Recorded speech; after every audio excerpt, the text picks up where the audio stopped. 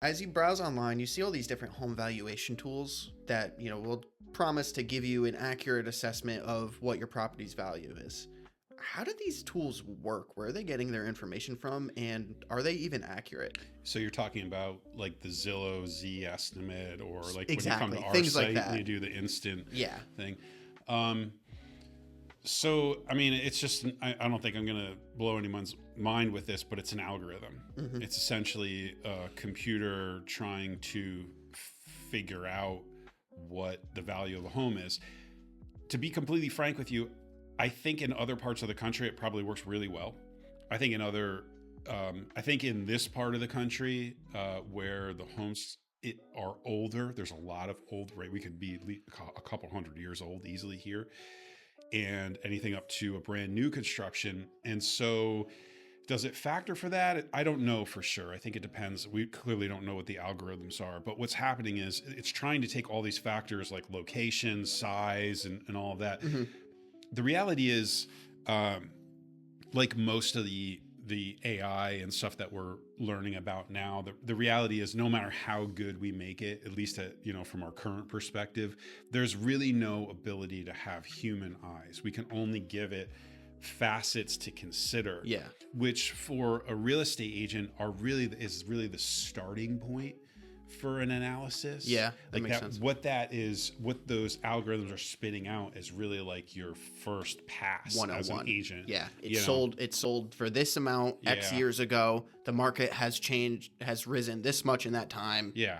Square footage, general average Yeah. price line for the neighborhood, all this stuff.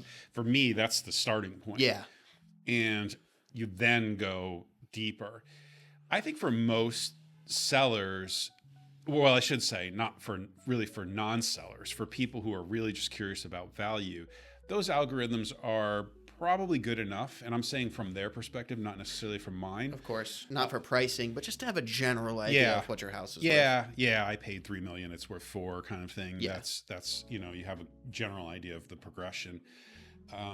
But when you're going to sell a house, it's a different story. Yeah. I mean, there's so many factors in the market that you would play out into your strategy, and you would also consider what the seller's needs were, what was happening in their life, the timing that they needed. There's just so many other factors that you're taking into play that those algorithms are your junk food, I guess, is the best way to put it. That's fair. You know what I mean? And where when you're doing a real serious analysis, where we're spending hours of time, digging through, looking at photos, remembering homes that we saw, because a lot of these, comparables we had seen before in the past. And so you've been trying to dig up that memory. Who did I see that one with? Oh yeah, I remember, the upstairs was a little funny. Oh yeah, there's no photos of the upstairs in here. That's interesting. Yeah. So, you start to really put all those pieces together that help to really better benchmark it. And I don't really think there's ever going to be a time where an algorithm is going to be able to do that. They're going to have to read pictures like a human being, and then they still don't have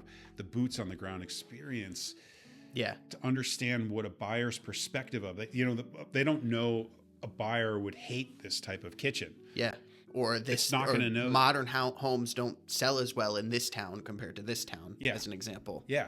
Or if you have this type of home, historic homes are a great example of that. You have a historic type of home, that's a different value for one. And for two, it's a totally different client, right? Your new construction buyer probably hates the historic homes. Yeah. And your historic home person hates the new construction. Yeah.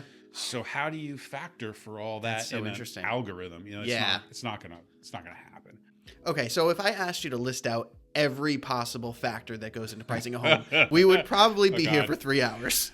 So I just want to ask you, what would you say is the biggest factor into finding the right price for a listing? The biggest factors? I mean, I would say there's a couple, but we really are going back to the simple thinking of the algorithm, which is location, size of the home, condition of the home.